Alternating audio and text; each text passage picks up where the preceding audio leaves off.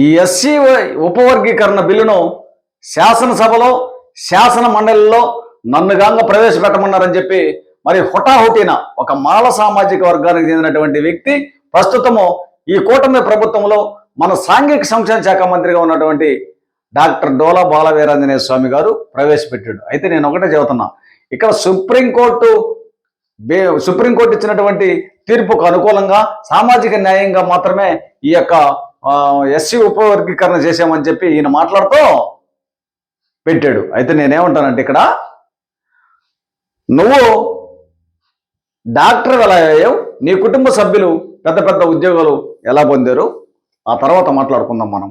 అలాగే శాసన మండలి చైర్మన్ కోయి మోజేష్ రాజు గారు, ఈయన కూడా ఆమోదింపజేస్తున్నాం, దీన్ని మీకు సానుకూలంగానే ఉందని చెప్పి మాట్లాడతాడు.